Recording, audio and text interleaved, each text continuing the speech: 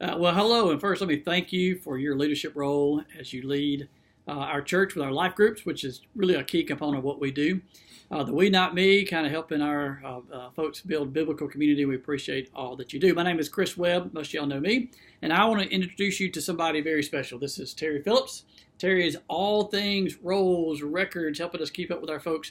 She's the one that you communicate with. She's the one that's the expert on all that stuff. And so I've asked her to come in for a little while and just kind of teach us about taking that role. We'll start from the very beginning. You may have done it for a long time. You may never have. So we're going to start from the beginning. So Terry, what's the very first thing they need to do as far as keeping records?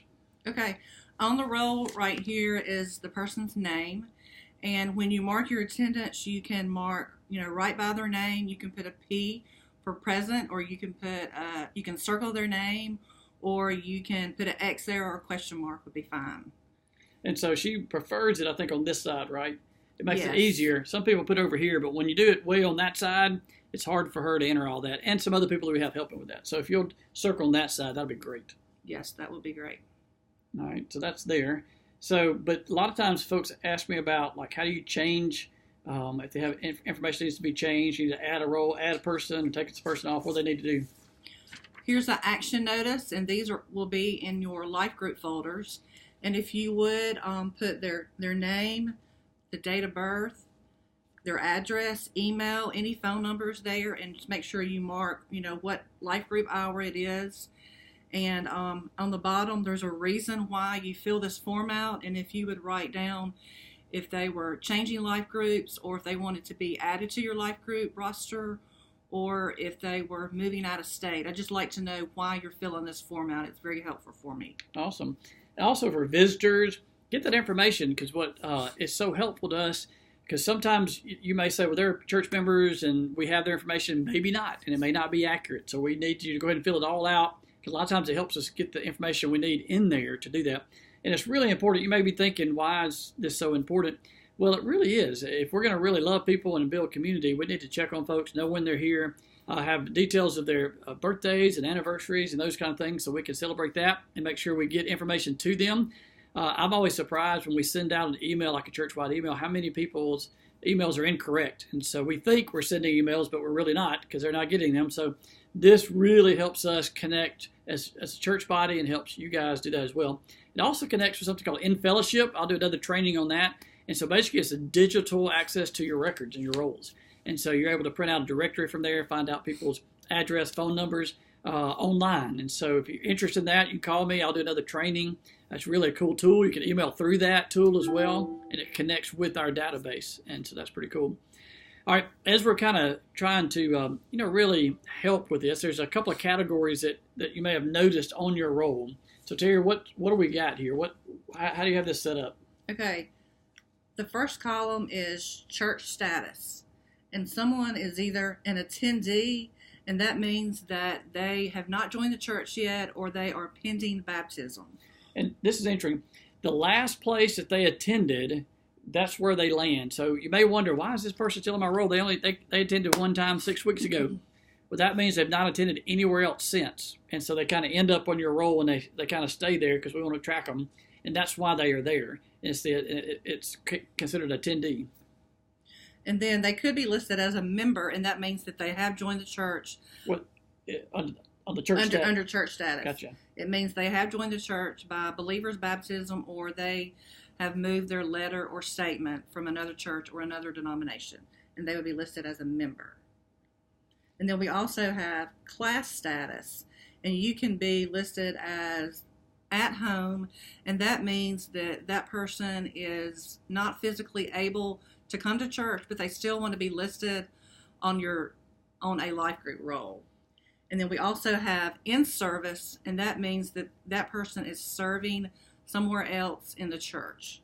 But they're included on your role, so you keep up with them, invite them to things, make sure they know they're still loved and cared for. That's right. You can send them emails or give them a call sometime. And then attendee means that they just haven't joined your life group yet. And I think I made a mistake. That's the one I was talking about. That's the one where that we could track them. And so if they're on your roll and you're wondering why they're there, that was the last place they attended. Right. Or you could be a member, and that means that they have joined your life group then. Yeah. And so if you want to change a status, as easy as filling out one of these, and Yes. and that'll take care of putting them where they need to belong. But again, church member status, it's a good thing to look at that, because if they're not a member, there's no guarantee they're saved, which that's an interesting thing. We have people that do attend that have never made a profession of faith, and so keep that in mind as you're looking at that. And so we want to encourage people to join our church and be fully engaged members and not just kind of attenders. And so as you see that, you may want to at some point in time address that and say, hey, I noticed that you weren't a church member. Tell me about that. And it could be a salvation opportunity. I've had people in the past who have gotten saved when that question was asked. And so you may want to keep an eye on that. And also your members, you may want to be sure that you get that up to grade. If they are want to be members, then I want them to be fully functioning in your group. And I know that if it's listed as attendee, I'm assuming that they haven't decided yet. And so I'm still going to be encouraging them to find a place. But if you think this is the place, go ahead and get it changed.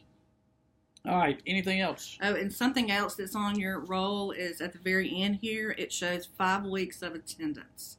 So if you want to know if someone hasn't been attending, that you might want to, give them a call and, welcome them to come back to church again. This would be a good place to find out how active they've been for the last 5 weeks. And that's it. And we kind of keep an eye on that. If somebody has been active and all of a sudden they've stopped being active, there's usually a reason. Sometimes we assume they're playing, doing travel ball, or they're visiting relatives, or they're placed in Oxford or the beach. But I tell you what, sometimes that's not always the case. And so if they're out a week, I hope you at least give them a text. If they're out a couple of 2 to 3 weeks, give them a call, just checking on them.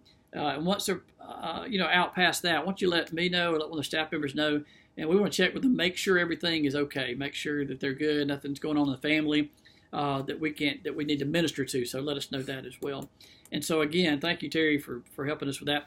And again, this is really important stuff, but it doesn't seem so, but it really is. As we're trying to love folks and connect with folks and keep up with people, when we have as many members as we do, we want to make sure everybody counts, everybody's a part.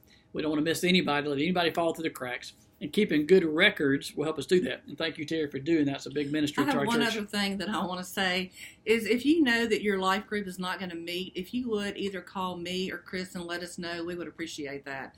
That kind of saves us the Monday morning having to either call you or email you and ask you if your life group met. But I'd really appreciate it if you would just let us know in advance. That would be very helpful. Good. Do that for her. That'll be super helpful. And she's available now that you know her. You can give her a call because you've met her personally, and so give her a call. She's a great girl, and she'll help you in any way possible. I will too. So you just let me know what we can do. We appreciate serving with you. Thank you for all that you do and making our church a special place. Thanks.